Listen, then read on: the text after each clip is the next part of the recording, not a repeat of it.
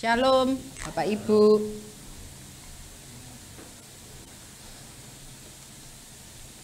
Gimana seminggu ini? Apa selalu ada sukacita dalam melalui hidup? Harus, anak-anak Tuhan harus tetap sukacita, apapun keadaannya. Sama seperti tema pagi ini yang akan saya berikan itu apa? Jangan pernah menyerah. Kita baca di dalam tema bulan ini ya, di dalam 1 Samuel 16 ayat 18. Lalu jawab salah seorang hamba itu, katanya, sesungguhnya aku telah melihat salah seorang anak laki-laki Isai, orang Bethlehem, itu yang pandai main kecapi. Ia seorang pahlawan yang gagah perkasa. Seorang pahlawan yang gagah perkasa, seorang prajurit yang pandai bicara, elok perawakannya dan Tuhan menyertai dia. Seorang pahlawan yang gagah perkasa. Gagah perkasa, pahlawan yang gagah perkasa. Di dalam kitab kamus ya, kamus besar ya. Itu pahlawan itu dimaknai sebagai orang yang menonjol atau orang yang terkenal karena apa? Karena keberaniannya dan pengorbanannya dalam membela kebenaran. Itu menjadi pejuang yang gagah berani. Seorang pahlawan itu pasti yang pertama itu harus mempunyai jiwa pemberani. Jiwa yang mau berkorban.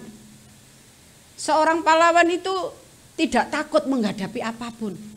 Seorang pahlawan itu tidak mementingkan dirinya sendiri. Dirinya sendiri bahkan diabaikan. Dia mau menyerahkan, dia tidak memikirkan aku kalau nolong orang ini aku pasti mati. Enggak mikir itu. Tapi dia lakukan. Karena apa? Dia memiliki jiwa. Jiwa seorang pahlawan.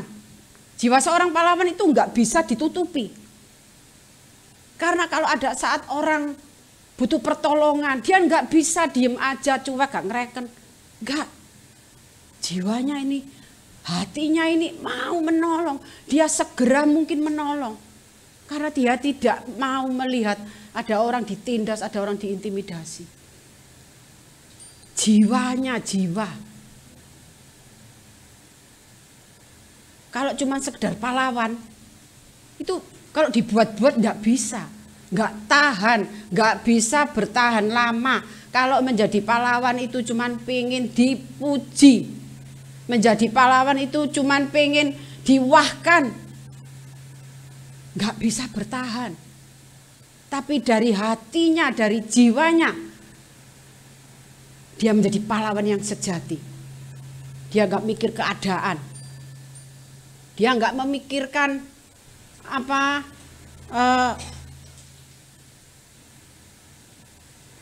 efeknya nanti kalau aku menolong orang ini, aku pasti akan seperti ini, akan seperti enggak.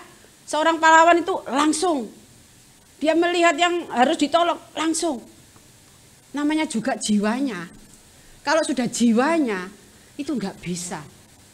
Kalau orang yang jiwanya itu murah hati, mengasihi, murah hati. Nggak bisa ada orang itu ngomong-ngomong biasa terus tiba-tiba nggak sengaja kita sudah ngomong, ya aku itu gini, aku gini.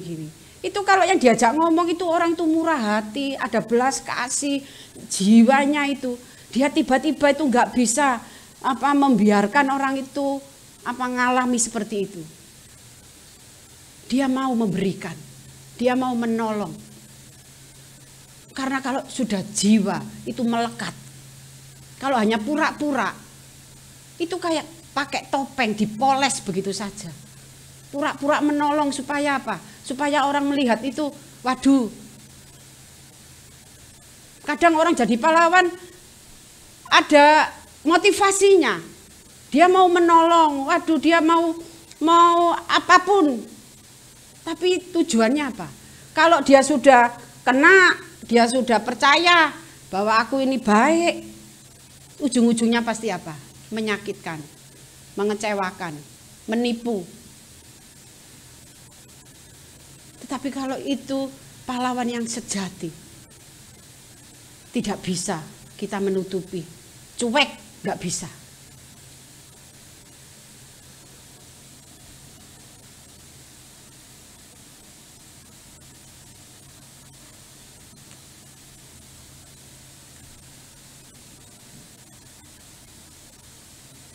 Yoel 3 ayat 10 ya, ini ayat yang akan saya angkat. Di dalam Yoel 3 ayat 10 dikatakan di sini, tempalah mata bajakmu menjadi pedang dan pisau-pisau pemangkasmu menjadi tombak. Baiklah orang yang tidak berdaya berkata, aku ini pahlawan. Orang yang merasa dirinya lemah, orang yang merasa dirinya nggak bisa apa-apa, orang yang merasa dirinya tidak berguna. Di sini dikatakan, baiklah orang yang tidak berdaya, yang lemah, yang tidak mampu, berkata, aku ini pahlawan. Kenapa? Kok bisa seperti itu? Oh, aku gak mampu, aku gak duwe apa-apa, aku gak bisa, aku gak cerdas, aku gak pandai. Kok harus mengatakan aku ini pahlawan? Karena hidup kita itu ada yang menjamin, yaitu Tuhan. Dengan kita mengandalkan Tuhan, kita diberikan perlengkapan sama Tuhan. Perlengkapan senjatanya, firman Tuhan. Tempalah mata bajak. Itu untuk apa? Untuk berperang melawan apa? Kuasa-kuasa gelap. Melawan roh-roh jahat yang tidak kelihatan, yang selalu ngikuti kita untuk mengintimidasi, untuk apa itu? Untuk supaya kita itu lemah, supaya kita itu iman kita itu tidak lagi bertumbuh. Maka tempalah mata bajakmu dengan firman. Baca terus firman. Supaya apa? Saat kita membaca firman, itu pedang mata bajak itu diasah. Sehingga kalau kita menghadapi musuh, kita dalam keadaan tekanan, dalam keadaan sulit, dalam keadaan yang menurut kita ini bahaya, kita keluarkan itu pedang itu. Kita perkatakan firman Tuhan itu untuk mengalahkan si jahat itu. Supaya dia tidak mengintimidasi terus, supaya dia tidak melemahkan kita terus. Kalau kita sudah diperlengkapi sama Tuhan, tetapi kita tidak mau menggunakan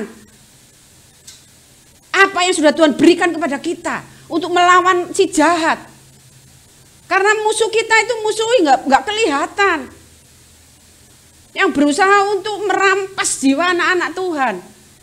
Yang berusaha untuk menjauhkan daripada Tuhan. Tujuannya apa? Supaya dia hancur. Supaya dia tidak menikmati kasih Tuhan.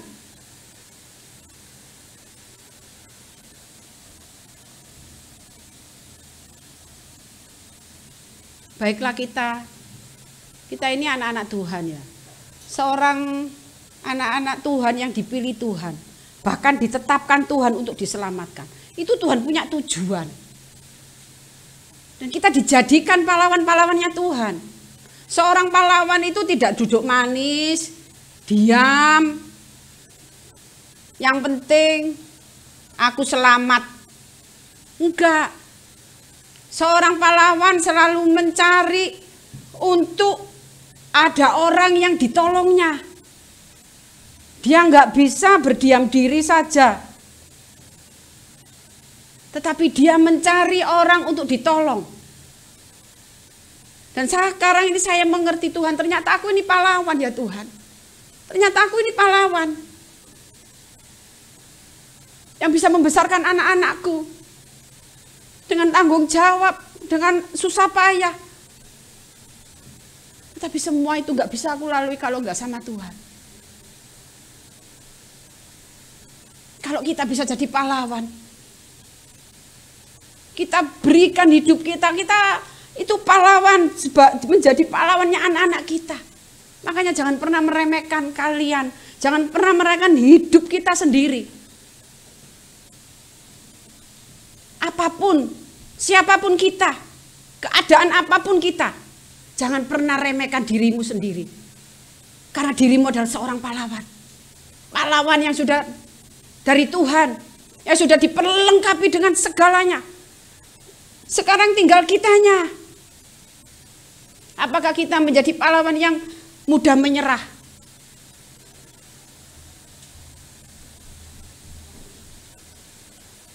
Supaya apa sih? Supaya kita tidak pernah menyerah di dalam segala keadaan kita.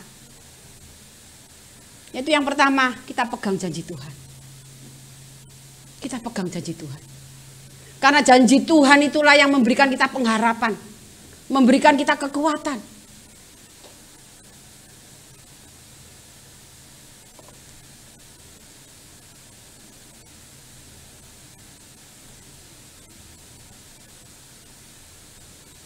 Yang memberikan kita apa itu?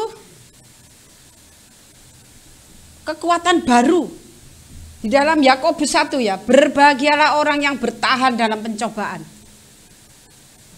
Sebab apabila ia sudah tahan uji, ia akan menerima mahkota kehidupan yang dijanjikan Allah kepada barang siapa yang mengasihi Dia. Berbahagialah orang yang bertahan dalam pencobaan.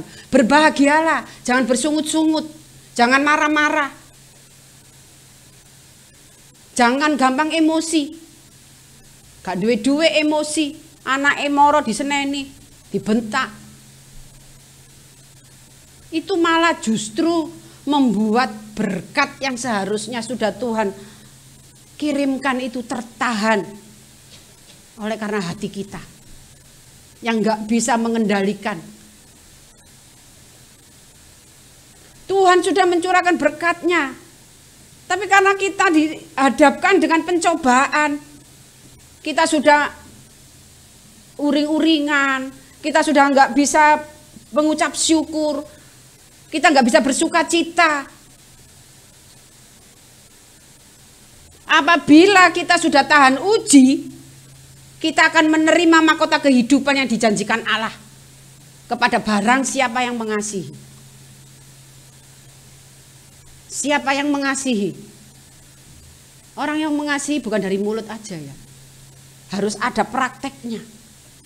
Kalau umpama suami mengasihi istrinya, ngomong mengasihi istrinya, tapi gak ngereken. Gak mau kerja umpamanya. Ngomong mengasihi istrinya, istrinya minta tolong. Yang, Pak, tolong apa? Oh? Iku benakno, aku sik repot. Gak ngereken. Iku penggaweamu, iku urusane wong wedok. Pret, itu bukan namanya mengasihi. Kalau namanya mengasihi, berusaha untuk menyenangkan istrinya, berusaha untuk meringankan beban istrinya. Kalaupun si suami nggak bisa memberikan semuanya, segalanya yang dimau istri, tapi setidaknya kita memberikan bantuan, pertolongan. Sehingga istrinya yang tadinya berat, udah ngurus anak, belum rumus rumah tangga, keluarga, belum semuanya. Tapi kalau suami itu mengasihi, dia akan membantu. Dia akan ikut ambil bagian di dalam pekerjaan si istri. Walaupun gak dikasih uang yang berlimpah, mungkin pas-pasan, tapi istri itu seneng. Karena apa? Suaminya perhatian. Itu yang namanya mengasihi. Seperti itulah yang akan diberikan mahkota kehidupan yang dijanjikan Allah. Orang-orang yang mengasihi Tuhan, yang memberikan hidupnya sepenuhnya kepada Tuhan. Tubuhnya, rohnya, jiwanya hanya untuk Tuhan.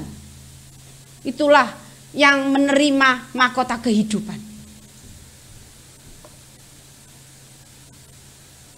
Dan yang kedua tadi, pegang janji Tuhan ya, apapun yang terjadi dalam kehidupan kita, kita tetap berpegang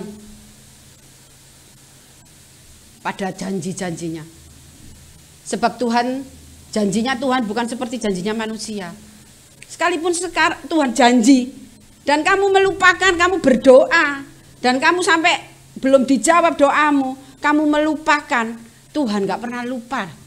Doamu didengarkan dan Tuhan akan menggenapi janji itu. Asal kita menjadi orang-orang yang taat, orang-orang yang setia, tetap mengasihi Dia, janjinya itu akan digenapi.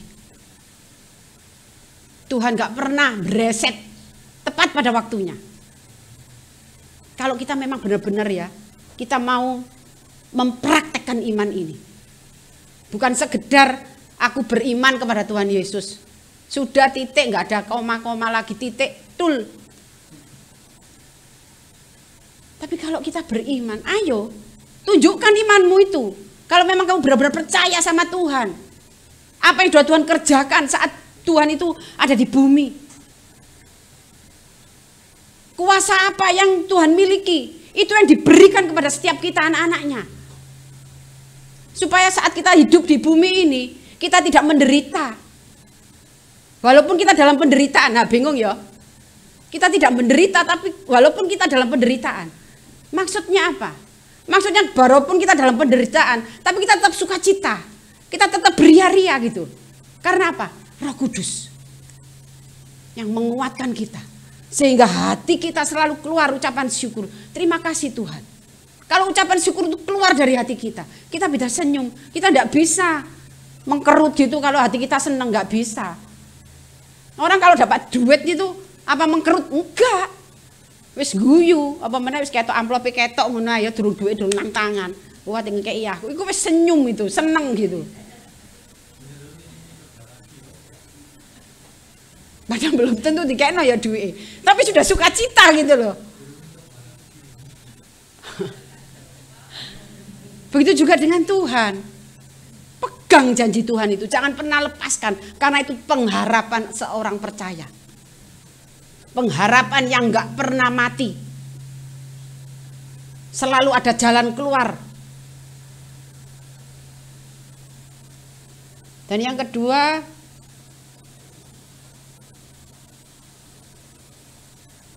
tetap tekun di dalam Tuhan. Terus bertahan, percaya kepada Tuhan. Tekun di sini artinya apa? Kita nggak jemu-jemu ya, terus berdoa. Di sini, sebab kamu memerlukan ketekunan supaya sesudah kamu melakukan kehendak Allah, kamu memperoleh apa yang dijanjikan itu. Kalau kita tekun, kita selalu menomorsatukan Tuhan dalam segala apapun. Kita tekun walaupun doa kita belum dijawab, tapi kita tekun tetap datang sama Tuhan, menyembah Tuhan, bersyukur, memuji Tuhan. Kita akan memperoleh apa yang dijanjikan itu. Jangan pernah ragukan apa kuasa Tuhan ya di dalam hidup kita. Kita itu sudah diberi kuasa. Kita itu sudah diberi persenjataan, iman, perisai iman. Iman itulah yang harus bertumbuh dalam hidup kita itu. Karena kalau iman kita itu tetap masih anak-anak, masih kecil terus, iman itu nggak bisa melakukan apa-apa. Karena orang percaya itu hidupnya oleh karena iman. Sekalipun nggak melihat dia percaya, dan itu terjadi. Itu iman. Ada orang yang disembuhkan sudah dinyatakan dia waktunya cuma 3 bulan, tapi dia punya iman, dia bisa sembuh. Dan gak jadi meninggal. Itu iman. Kalau iman kita tetap cuma beriman dengan mulut. Aku percaya kepada Tuhan Yesus. Tuhan Yesus Kristus dan itu yang apa? Kalau cuma sekedar mulut, kita tetap menderita di dalam dunia ini. Karena apa? Karena keadaan, apalagi sekarang ya.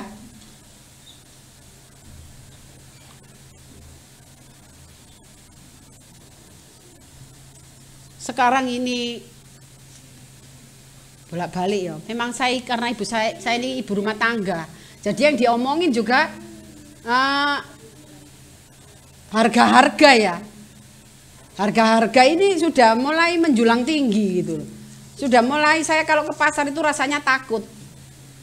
Bukan takut karena ada pencuri, ada pencopet, enggak. Takut duitnya gak cukup. Jadi ambek blonjo, ambek ngitung. Duitku mau piro? Tuku iki piro ya? Suwene ku mikir ambek ngitung soalnya. Itu. Makanya kalau kita enggak benar-benar hidup kita dengan iman, kita akan ketakutan. Dan kita akan hancur. Kita akan apa? Kita akan dibawa setan itu, iblis itu untuk apa? Untuk melakukan hal-hal yang enggak berkenan. Iya liwat to iku anak dukun, iku iso ngekeki kon sugih. Sekarang ini Mbak Dukun itu laris manis Tanjung Kimpul. Karena apa? Mereka orang-orang yang tidak percaya kepada Tuhan. Dia enggak kuat dengan tekanan hidup sekarang ini. Dia mau mencari jalan yang instan. Datang ke tempat-tempat yang bisa menjanjikan harta langsung dapat. Tetapi anak-anak Tuhan, andalkan Tuhan. Andalkan Tuhan, apapun itu andalkan Tuhan. Tuhan akan menolong kita tepat pada waktunya.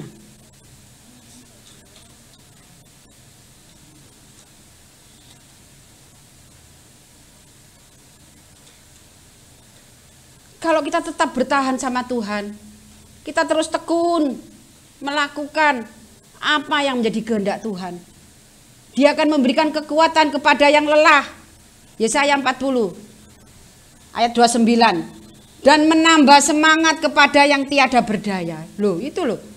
Kalau kita itu tekun, kita terus berharap sama Tuhan, kita terus percaya. Tuhan tuh memberi kekuatan kepada yang lelah. Yang wis males, wis. Gimana sih kalau kita capek berjalan? Kita akan mau istirahat. Kalau kita jauh dari Tuhan, kita akan lelah, terus lelah sampai kita deprok. Ate bangkit, males.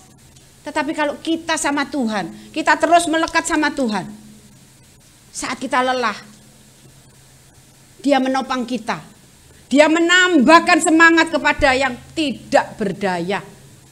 Makanya jangan mengintimidasi diri sendiri. Aku wis gak kuat, aku wis lebih baik, aku wis males aku. Wis aku saiki sik akeh pergumulan. Aku gak pelayanan sik. Aku tak meneng sik nang omah. Itu bukan jalan keluar. Dengan kita menghadapi semua itu, tunjukkan bahwa Tuhan, aku tetap mau melayanimu. Dengan kekuatan yang ada ini, Tuhan akan berikan kekuatan baru. Sampai aku mendapatkan janjimu itu digenapi dalam hidupku.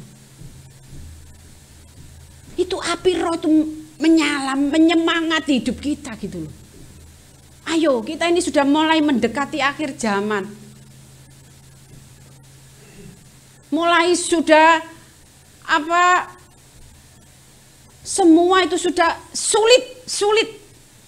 Kalau kita nggak mau diajak Tuhan untuk melalui jalan-jalan yang nggak enak, kita maunya jalan yang enak, kita nggak akan menjadi kuat, kita nggak akan menjadi pahlawan. Pahlawan itu gagah perkasa ya. Padahal itu cuman ilustrasi ya, kayak orang bayangin. Pahlawan itu yang gagah perkasa, lengannya itu yang kayak roti ya, yang dadanya itu bisa maju mundur, naik turun. Itu gagah perkasa gitu. Padahal belum tentu orang yang seperti itu dia memiliki jiwa pahlawan. Kadang ada kaget, ternyata badannya gede. Loh kok gitu sih loh ya? Itu badannya gede itu. Ternyata lemes loh, ketawa kan. Tetapi kalau walaupun orangnya keceng, kuru, tapi kalau jiwanya pahlawan, dia tidak akan pernah menyerah. Apapun itu. Untuk menolong orang lain. Untuk memberitakan firman Tuhan. dengan keberanian yang Tuhan berikan. Kasihilah Tuhan Allahmu dengan segenap hatimu dan dengan segenap jiwamu dan dengan segenap kekuatanmu. Kalau kita mengasihi Tuhan Allah kita dengan segenap hati, segenap jiwa, segenap kekuatan, berarti itu kan sepenuhnya. Jiwa kita, hati kita, kekuatan kita berikan untuk Tuhan. Supaya apa? Supaya kita bisa menjadi penolong buat orang lain. Kita enggak terus memikirkan diri kita sendiri. Aku kayak gini, ya apa aku nolong orang. No. Justru itulah yang Tuhan cari. Orang yang dalam posisi lemah, orang yang dalam posisi tidak berdaya, tapi dia masih sanggup menolong orang lain. Itu yang Tuhan cari. Bukan orang yang siap sedia, enggak. Tuhan justru cari orang yang merasa enggak berdaya, tapi mampu menolong orang lain, sanggup menolong orang lain. Ayo kita belajar kepada ini ya para nabi, para rasul. Dia itu pahlawan, rasul-rasul Tuhan ini. Semua mati dibunuh. Karena apa? Karena hanya untuk memberitakan kabar baik, memberitakan kebenaran firman Tuhan. Karena mereka ditaruh Tuhan hati untuk mau supaya banyak orang yang diselamatkan melalui pemberitaan Injil. Melalui rasul-rasulnya dulu. Sampai sekarang kitalah. Jangan pernah menyerah dalam keadaan apapun. Jangan putus asa, itu lagu. Tapi memang iya, jangan pernah putus asa. Karena kehidupan kita itu hidup di dalam roh, bukan hidup dalam kedagingan. Ayo kita itu belajar untuk peduli sama orang lain. Tunjukkan bahwa kita itu pahlawannya Tuhan. Kalau kita nggak bisa memberi uang, nggak bisa memberi apa, berikanlah waktumu mungkin untuk mereka curhat. Supaya apa? Saat mereka curhat dia ada kelegaan. Dan disitulah kita bisa memberitakan kebaikan Tuhan. Kita bisa bersaksi. Karena Tuhan sudah menolong kita, kita saksikan itu. Makanya kita sebagai anak-anak Tuhan harus mengalami kasih Tuhan itu. Harus berjumpa, ada perjumpaan dengan Tuhan.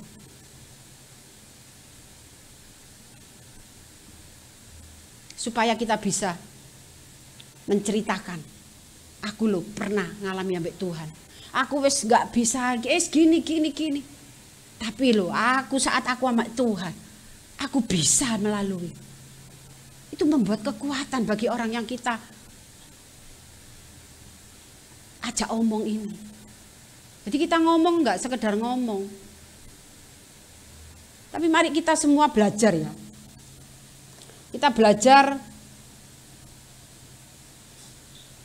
Yesaya 40 ayat 31. Tetapi orang yang menanti-nantikan Tuhan mendapat kekuatan baru. Loh ini loh.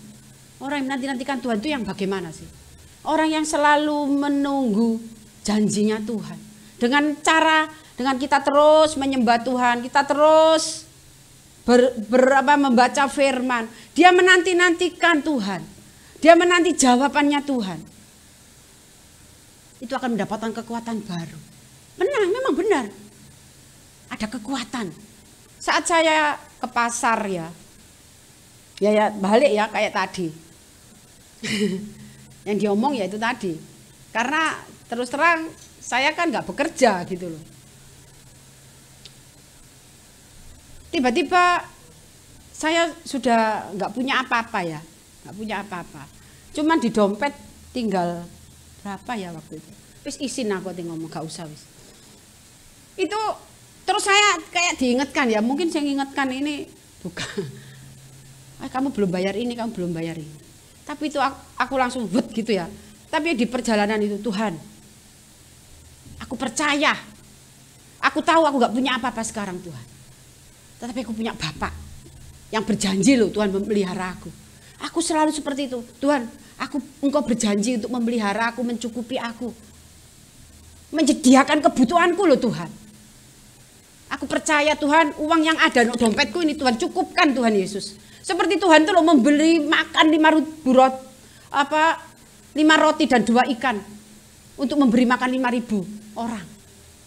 Bahkan Tuhan itu sisa 12 loh, 12 keranjang loh Tuhan. Aku itu kalau berdoa, kalau aku apa yang aku inikan ke Tuhan, itu aku cuman omong-omongan gitu loh. Nggak tahu waktu di warung, nggak ada orang, aku ngobrol sama Tuhan. Nggak tahu tiba-tiba di sepeda motor, aku tuh ngobrol sama Tuhan. Tetapi kalau ada waktu khusus di kamar berdoa ya, doa syafaat, itu bukan untuk saya, untuk orang lain, untuk jiwa-jiwa, untuk semua, untuk jemaat. Tapi kalau untuk diriku sendiri, aku ngobrol kayak aku ngobrol sama Bapakku.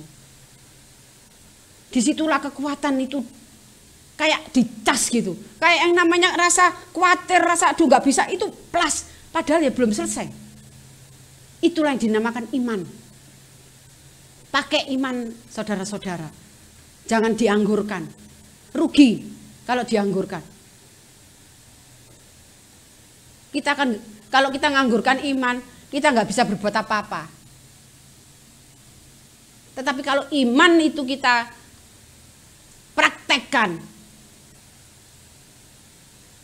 kita tidak lagi menjadi orang yang lemah. Kita tidak lagi menjadi orang yang mudah mengeluh. Mereka seumpama Raja Wali yang naik terbang dengan kekuatan sayapnya. Mereka berlari dan tidak menjadi lesu. Mereka berjalan dan tidak menjadi lelah. Itu loh janji Tuhan. Kalau kita selalu bersama Tuhan, apapun keadaan kita tidak, walaupun kita berlari, kita tidak akan menjadi lesu. Kita tidak akan menjadi lelah. Seperti burung Raja Wali. Dia kalau ada badai, dia bukannya di bawah badai atau di tengah badai, tetapi dia naik di atas. Disitulah kita. Saat kita pada badai menyerang kita, apapun itu, badai apapun. Jangan kita terus nyekukruk, tapi bentangkan sayapmu untuk terbang tinggi bersama Tuhan. Untuk melalui semuanya itu dengan kekuatan yang dari Tuhan, bukan kekuatan kita sendiri. Kita nggak bisa apa-apa tanpa Tuhan. Taruhlah pengharapan kita kepada Tuhan. Jangan pernah menyerah. Ada yang ini yang 3 ya, terakhir.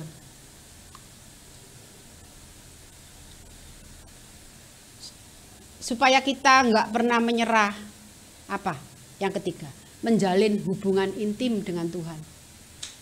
Menjalin hubungan intim, kemesraan dengan Tuhan. Kalau kita selalu mesra sama Tuhan, kita nggak perlu ngomong, Tuhan sudah memberikan. Kita dalam bahaya, kita nggak perlu Tuhan tolong. Tuhan sudah terus tangannya langsung menolong. Seperti suami istri ya. Kalau suaminya dan istrinya ini selalu memiliki kemesraan, sayang-sayangan, walaupun anaknya wis akeh mamanya. Tapi cinta mula-mula itu harus terus dipupuk. Jangan kalau sudah mulai ini, males, bosen, tuwek. Jangan pernah itu ada di dalam hati kamu. Tetap kamu menyala-nyala cintamu untuk pasanganmu. Kalau kamu saling bermesraan, namanya istri ngerti keadaan suami, walaupun dia itu mau ngomong, tapi lihat suaminya kok dia nggak jadi. Dia mau lihat suaminya dulu, ditenangkan dulu suaminya. Ayo sudah sayang, nggak usah ngikuti apa keadaan ini. Ayo kita sayang. Akhirnya suami itu punya ketenangan. Dia ndak mulai lagi takut, waduh aku nggak bisa ini rek. Waduh bojoku ya apa. Nek bojoe ku kaya kuntilanak ya repot ya. Wah. Jadi mau pulang Suami itu mau pulang, males wis. Pak mulai, embo, aku mulai iki wis temenan kok. Ono musik sing ngerok, ya kan? Dia enggak mau pulang. Padahal dia bawa bonus ini. Males ate ngekekno bojoe. Wis tak gawe nang warkop ae. Ngopi. Bonus gak perlu, bojo kakean cerewet sembarangan. Tapi kalau istri itu ngerti keadaan suami, pastilah dapat bonus tuh langsung seperti ini. Waduh, bojoku kepingin iki rek, seneng iki pasti ndelok amplopku. Pasti yang inget itu istrinya. Makanya ayo para istri, jadilah istri yang tunduk pada suami. Dan suaminya juga gitu. Suami yang mengasihi istrinya. Jangan istrinya suruh tunduk, suaminya seenake. Suami harus mengasihi istrinya.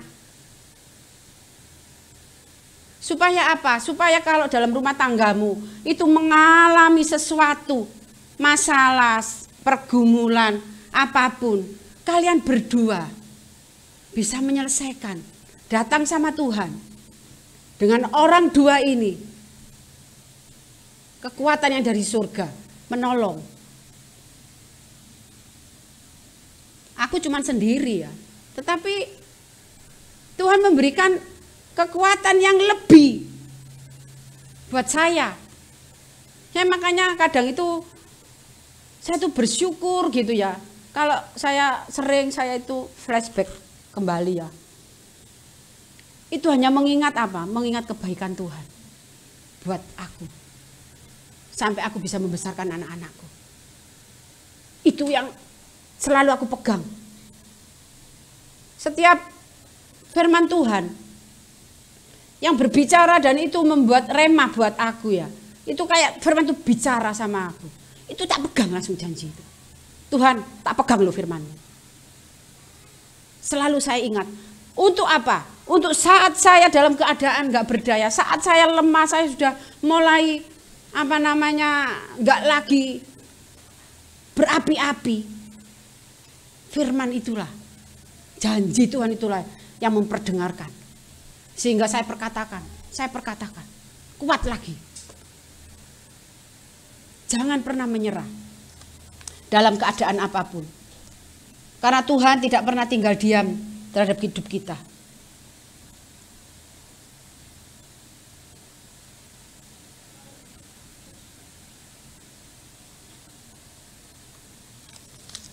Janganlah takut sebab aku menyertai engkau. Itu kata Tuhan di dalam Yesaya 41. Janganlah bimbang sebab aku ini Allahmu. Aku akan meneguhkan, bahkan akan menolong engkau. Itu loh janjinya. Jangan di sini ingat nanti di rumah ngadepi masalah lali iki firman-Ne. Pegang itu janji Tuhan. Kalau firman Tuhan itu setiap janji Tuhan kita pegang, kita taruh, kita pegang. Itu kalau kita menghadapi masalah itu keluar sendiri gitu. Keluar sendiri, menghibur. Sudah memberikan kekuatan, menghibur kita. Memberikan penghiburan. Rohku ini, firman ini. Aku akan meneguhkan, bahkan akan menolong engkau. Aku akan memegang engkau dengan tangan kananku yang membawa kemenangan. Yes. Kita itu dibawa Tuhan, dipegang dengan tangan kanannya. Kenapa kok enggak? Aku akan memegang engkau dengan tangan kiriku. Karena tangan kanan ini melambangkan kekuatan. Dengan tangan kanan ini kita kuat melakukan segalanya. Makanya Tuhan mengatakan, dengan tangan kananku yang membawa kemenangan. Kita ini dibawa Tuhan untuk menuju kemenangan. Bukan untuk menyerah, bukan untuk tidak punya pengharapan. Tetapi kita untuk mendapatkan kemenangan, Tuhan yang memegang kita dengan tangan kanannya. Jangan takut. Ayo kita berjalan di dalam Roh Kudus-Nya. Ayo kita berjalan dalam firman-Nya. Karena semua itu yang memberikan kita kekuatan baru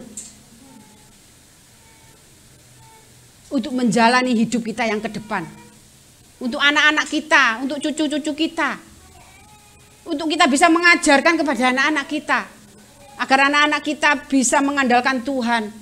Agar anak-anak kita mau terus hidupnya hanya untuk Tuhan. Kita bisa ajarkan gitu. Karena apa? Kita menghasilkan buah.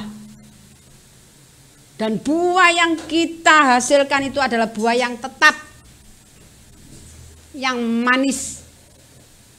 Yang bisa dinikmati banyak orang. Dinikmati keluarga kita, anak-anak kita.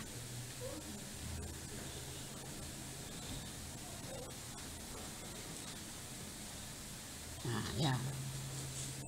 Yang pertama, pegang janji Tuhan. Yang kedua, tetap tekun dan terus bertahan dalam Tuhan. Dan yang ketiga, menjalin hubungan intim dengan Tuhan. Bermesraan dengan Tuhan. Itu lakukan. Apa sih soroi rek? Beri waktu untuk Tuhan.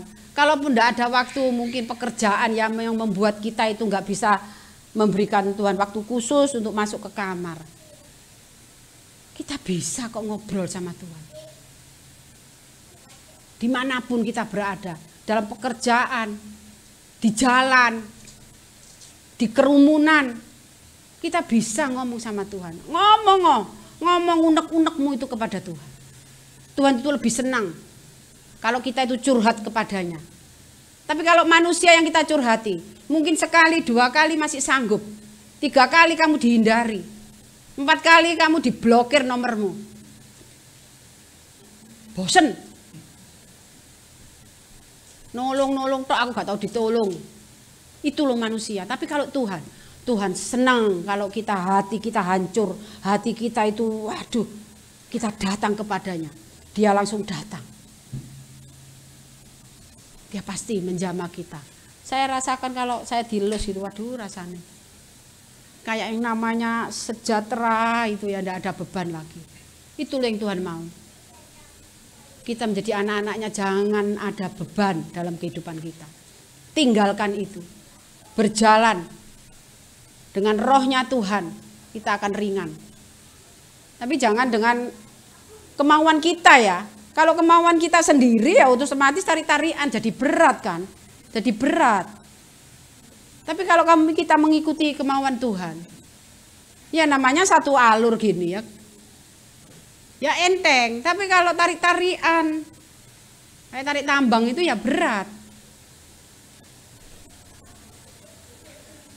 Saya kira firman Tuhan pagi ini sampai di sini, siang ini ya. Kalau mungkin firmannya saya menyampaikan berhenti sampai di sini, tetapi Roh Kudus terus bekerja dalam kehidupan kita semua. Roh Kudus tidak pernah berhenti bekerja, terus bekerja sampai kita disempurnakan dan layak menerima mahkota kehidupan. Jangan pernah menyerah dalam keadaan apapun. Amin, haleluya.